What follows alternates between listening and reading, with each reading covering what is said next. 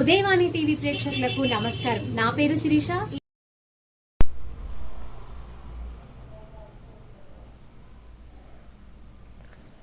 పలువురిని పరామర్శించిన కావ్య కృష్ణారెడ్డి గారు కావలి పట్టణంలో రామస్వామి హాస్పిటల్లో చికిత్స పొందుతున్న పలువురిని కావలి తెలుగుదేశం పార్టీ నాయకులు కావ్య కృష్ణారెడ్డి గారు శనివారం పరామర్శించారు. ప్రమాదంలో గాయపడ్డ కావలి పట్టణంలోని 11వ వార్డు తెలుగుదేశం పార్టీ నేత మైనంపాటి యేసురత్నం గారిని కావ్య కృష్ణారెడ్డి గారిని పరామర్శించి ఆరోగ్య పరిస్థితిని అడిగి తెలుసుకున్నారు. వారి కుటుంబ సభ్యులతో మాట్లాడారు. ప్రమాద ఘటనని అడిగి తెలుసుకున్నారు.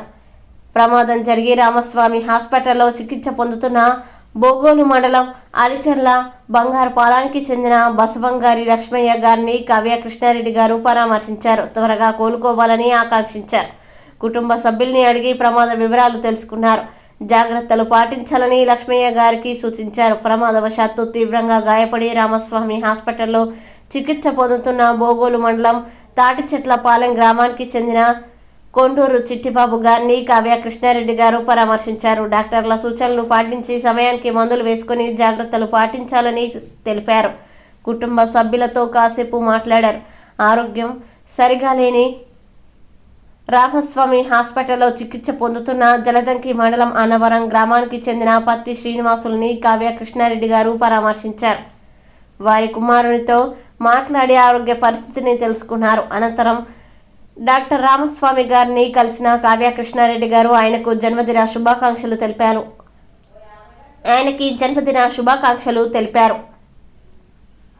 అలాగే చికిత్స పొందుతున్న ప్రమాద బాధితులకి మెరుగైన వైద్యం అందించాలని కృష్ణారెడ్డి గారు కోరారు. కావ్య కృష్ణారెడ్డి గారిని కలిసిన జబర్దస్త్ నటుడు శాంతి స్వరూప్ గారు కావలి తెలుగుదేశం పార్టీ నాయకులు కావ్య కృష్ణారెడ్డి గారిని శనివారం వారి కార్యాలయంలో మర్యాద పూర్వకంగా కలిశారు. కృష్ణారెడ్డి గారిని శాల్వాలతో సత్కరించి పూల బొక్కను అందజేశారు. కృష్ణారెడ్డి గారు చేస్తున్న సేవా కార్యక్రమాలని ప్రశంసించారు. కావలి ఎమ్మెల్యేగా గెలుపొంది మరిన్ని సేవా కార్యక్రమాలు చేపట్టాలని, కావలి అభివృద్ధికి కృషి చేయాలని మా సంపూర్ణ మద్దతు ఉంటుందని స్వరూప్ గారు తెలిపారు.